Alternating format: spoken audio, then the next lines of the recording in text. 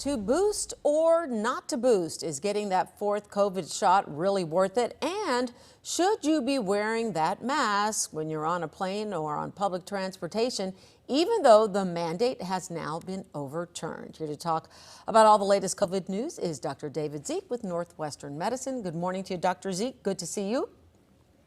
Good morning. Okay, so let's start with the whole mask mandate. Should you be wearing a mask? Still, a lot of people are saying, finally, I don't have to do this anymore. But how safe is it now not to wear a mask when the numbers are going up again? Sure. So the Biden administration is appealing that judge's ruling, so we may not be out of the woods yet. But if you're in a high-risk situation, so for instance, traveling on a plane or on a crowded train, I would still wear a mask. I plan to wear an N95 mask. You're absolutely right. We're seeing an uptick in virus activity that's very difficult to quantify because more and more people are having symptoms, testing at home, and never going out to get that PCR test. This is okay, but the monitoring agencies are not picking up on these positive tests, which make it difficult to quantify. However, because people are fully vaccinated, they're not getting tremendously ill, but they are feeling sick for several days and at risk for long COVID. So for me, when I'm in a crowded situation like a plane, I'll be wearing an N95. Well, let me ask you this, because how safe are you from contracting COVID on board a plane? That was a huge topic of conversation early on. And then it came out that, the way the air is filtered in a plane, you're less likely to actually get COVID. And a lot of people were saying one of the safest places to travel with people around you is actually an airplane. Is that true? So the airplane does have a unique airflow situation where it doesn't go front to back or back to front. It actually goes top to bottom in circulating the air.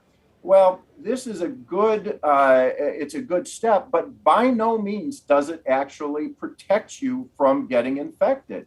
So yes, if you're just casually around people in a distance in a room, then having that sort of circulatory pattern is going to be beneficial. But if you are shoulder to shoulder with an infected individual, you're still going to get that first pass effect where you're exposed and at high risk of getting infected.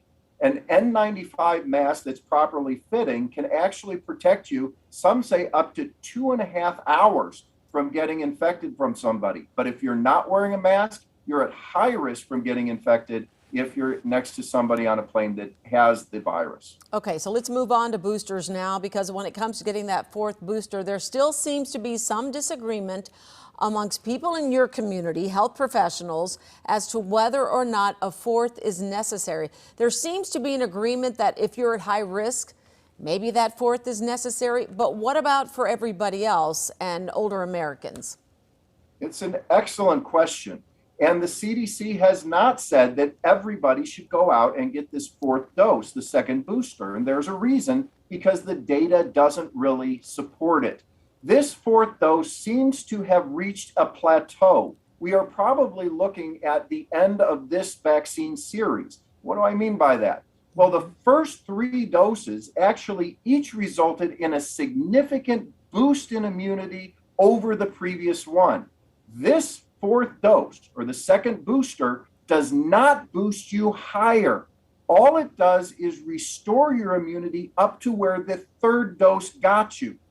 So if your immune system is compromised, or you have a weakened immune system, you're elderly, and you fall off that third dose, that fourth dose or second booster is going to get you back to where you were, not higher.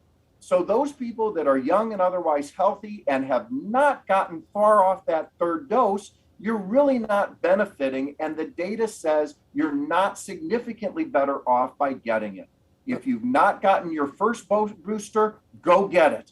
But if you haven't gotten your second booster and you don't qualify, there's a reason you probably don't need it. Okay, so those at highest risk and the elderly, you say those are the ones who should do it. Okay, Dr. David Zich, as always, a pleasure to see you. Thank you for joining me this morning.